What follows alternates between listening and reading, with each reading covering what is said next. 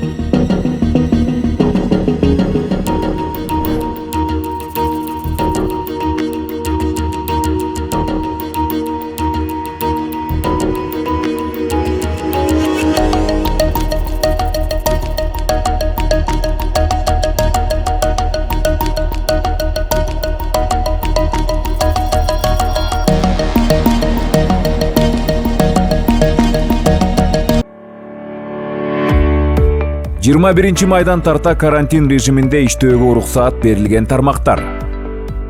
Калкты тейлөө борборлору, унааларды тейлөө борборлору, бут кийим жана саат оңдоочу жайлар, эмерек чогултуу жана аны оңдоочу цехтер, соода борборлору. Бирок бул борборлордун ичиндеги тез тамактануучу жайлар жана балдар аянтчасынын иштөөсүнө азырынча уруксаат бериле элек. Азык-түлүктөн башка товарларды сатуучу түйүндөр жана дүкөндөр, унаа базарлары, мал базар, менчик репетиторлордун кызмат көрсөтүүлөрү, менчик үй бүлөлүк мончо жана спа борборлору. Бирок коомдук мончо менен спа борборлору азырынча иштебейт. Мейманканалар дагы иштеп баштайт, бирок андагы бассейн менен спорт залдардын иштөөсүнө уруксаат берилген жок.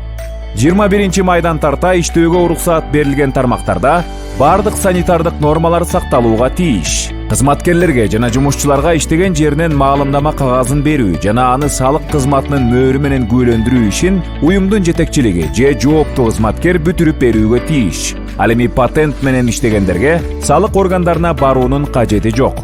Тийиштүү тараптарга патентти көрсөтүү гана жетиштүү. Кызматкерлердин жана жумушчулардын бет капсыз жүрүүсүнө уруксаат берилбейт. Так, бул биздин оорубуз. Палатада жатат. Залда. Ошо мына жакшы болуп калды. Саламатсыз, кандайсыз, ден соолуктарыңыз? Бүгүн жакшы болуп калдыңызбы? Адышкаңыз? Адышка уже кетти, жакшы. Кудай шүкүр. Жакшы. Канча күн болду жатканыңызга биздин больницада? 11-ден баштап. 11-ден баштап. Реанимацияда канча болду? 5 күн болду жатканыңызга? Жума күнүнөн баштап. Уже 5 күн болуп калды. Жакшы болуп калдыңыз. Жакшы болуп калдыңыз. Кислород албай калдыңыз. 2 күн болду. Эми элдер айтып атышат, коронавирус жок деп. Жок, коронавирус бар эле. Кудай жалгап, Кыргызстанда аз коронавирус басты. Так ким сезсе ал билет да жаман оору экен, дем жетишпей жашоо көзүнө көрүнгөн анан билет да адам. Ошон үчүн айтарым, сак болгула, маска кийип жүргүлө, колуңарды обработка кылып жүргүлө. Бул тамаша оору эмес. Жашын да, карасын да, карысын да карабайт экен. Кечээ рентген көрдүм, жапжаш бала жүрөтүнөн бүтүн базалбай. Сак болсун дейм. Сизге жумуштан жугуп калды? Жумуштан жукту. Мейли, рахмат, жакшы болуп кеттиңиз. Бүгүн буюрса сизди отделениеге которобуз. Дальше ошол жактан дарыланып эме аласыз. Рахмат. Вот, это очередная наша больная лежит в палате. Доброе утро. Как вы себя сегодня чувствуете? лучше, чем было, да? Конечно. Мгм. Сколько дней вы у нас уже находитесь в реанимации? 4-й день. 4-й день находитесь. 4-й день. Как это, с чем вы поступали, на что жаловались? Мне очень плохо было. У меня обморочное состояние было. Одышка, кашель. Одышка, кашель, понос. Очень голова болела. Сейчас я намного себя лучше чувствую. Это страшная болезнь. Хоть люди не верят, что это не придуманное властями. Это очень страшно. Ну, сегодня лучше вам, конечно. По результатам рентгена у вас там есть признаки пневмонии. Но вы получаете лечение, надо будет время. А где вы заразились, как вы думаете? Я заразилась здесь, в Анасе, от мальчика. Мгм. Мы вчетвером. То есть вы откуда приехали? Я приехала с России. Мгм. Ну, мне там как не было. Когда первый раз анализы брали, у меня было отрицательно. Мгм. А потом второй раз взяли, ну, как вот появился. Ну, в обсервации вы Да, находились? обсервация. Да. То есть приехали вы из России, это с Оренбургской области? Из Оренбурга, город Оренбург. Мгм. Хорошо, спасибо. Ну, пока будете у нас находиться, и Я думаю, будем вас все лечить. хорошо будет. Конечно. Спасибо вам за все. Михайловка айылы түп районы. Жылқыларда мондай ылаң жүрүп атат. Биринчи, экинчи күндөрү тамак жебейт. Температурасы көтөрүлөт. Басканы шалдырап жыгылып кетчүдөй болуп басат. 3-чү, 4-чү күн дегенде монун төпкөсүн кагып, деми кыстыгып, мурдунан, оозунан ак көбүк чыгып, анан көлөкө жер издеп эле караңгы жер издеп калат экен. Лечениеде физраствор, витамин, глюкоза баары берилди. Болгон антибиотик куюлган жок буларга. Симптомдору ушундай. Диагнозу билинбейт ат эмнеден экени. Ушундай ылаң жүрүп атат биздин түп районунда, Михайловка айылында. 10 күн мурун таза канды бир бие кеткен. Өлгөн ушинтип. Андан бери дагы 2 таза канды айгыр өлдү. Бирөө таскак, бирөө тяжеловоз. Моби бүгүн ооруганына 3 күн болду. Мунун кетерине саналуу гана убакыттар калды окшойт.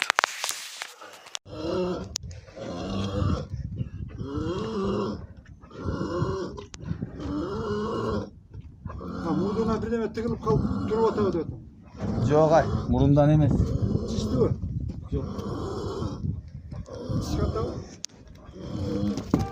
Үйдө.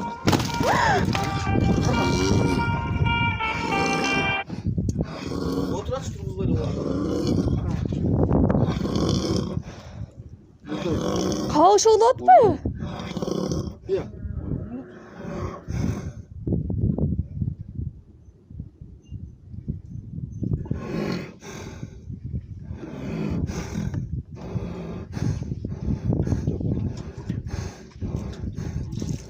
Барыш жүрөктеш. Такылдап атат.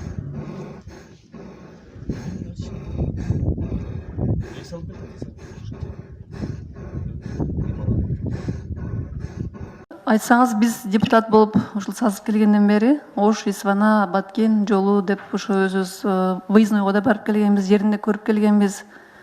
28 километрден Караван айылына чейин жол абдан начар да, бул стратегиялык жол негизи. Чоң жүк ташуучу машиналар өтөт, чоң эки областты бириктирип турат. Абдан маанилүү жол да, ошонун тагдыры кандай болот эми? 28 километрден 75 километрге чейин Ноокат районунан өткөн жол действительно бүгүнкү күндө эң начар жол. Анын проекти бүттү. Бүтүп азыр Госстройго бердик, экспертизага.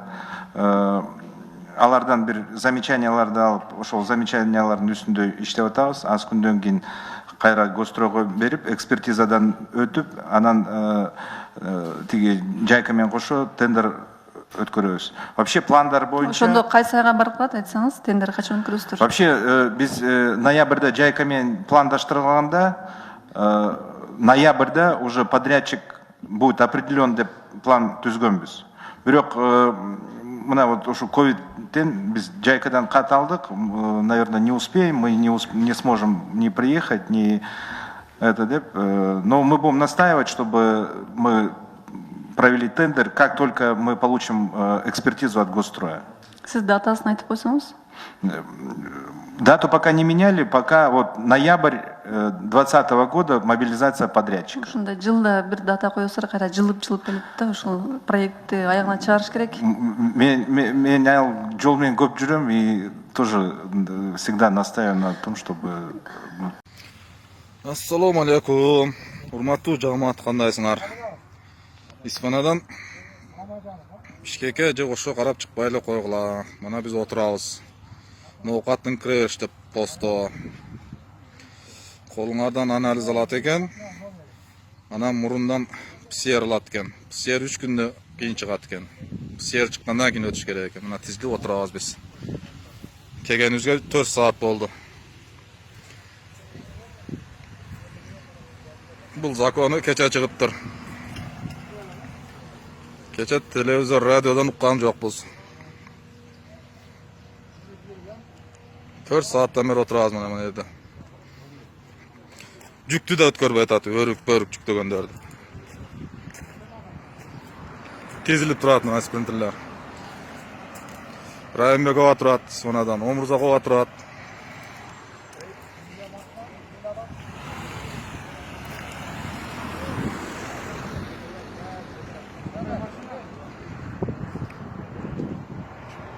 Өрнөк чайканасынын алдында турабыз мына.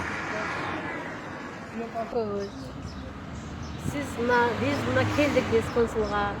Беременныйлар бар, оору инвалидтер бар. Баарыбыз ошол Кыргызстанга кете албай отурабыз. Ошону бизди алып кеткенге сиз аракетин кылыңыз. Биз күтөбүз. Екатеринбург шаарынан жумуш жок, мына иш жок, отурабыз. Акча да деле түгөндү. Ошон үчүн Кыргызстанга барып, ошо тала жумуштарын иштеп, ошол жакта өзүбүздүн огородубузду кылайлы. Үйдө отурайлы. Бул жакта бекер эле отура бербейли. Ошонун аракетин кылып, бизди алып кеткенге аракет кылуу. Орукчандар бар, инвалидтер бар. Мына мен мисалы үчүн Токтохунова Абдали, жалым, өзүм Майба Бегайым, жалым дарылаткан алып келгенмин, бирок кайра кете албай калдым. Аны эми чарный эмне дейт, самолеттор дейт, кымбат болуп атат. Арзанына кылбайсыңар, биз иштебейбиз, дарыланганы келгенбиз. Кете албай атабыз. Кете албай отурабыз мынанда, же оокатыбыз жок, же башка квартирабыз жок. Ушунун айласын кылып бериң, урматтуу Сооронбай Шарипович. Биздин айлабызды кылың, Екатеринбург шаары. Отурабыз, мына консулга келсек башка жооп жок, сүйлөбөйт. 10 жолу келди, кайра келип атабыз. Канча келебиз, келбейт, сүйлөбөйт. 10 жолу кайра келип атабыз. Кете албай атабыз. Сагырмын диабетмин мына. 10 жылдан бeri сагырмын диабетмин. Лечение келгем, кете албай атам. Билетим бар. Да жарымы кетип калды, кана жана эжелер, акилер кана. Каналга жазылууну унутпаңыздар. Биринчилерден болуп маалымат алуу үчүн коңгуроочону басыңыз. Дайыма ден соолукта болуңуздар. Сиздер менен бүгүн 24 маалымат топтому болду.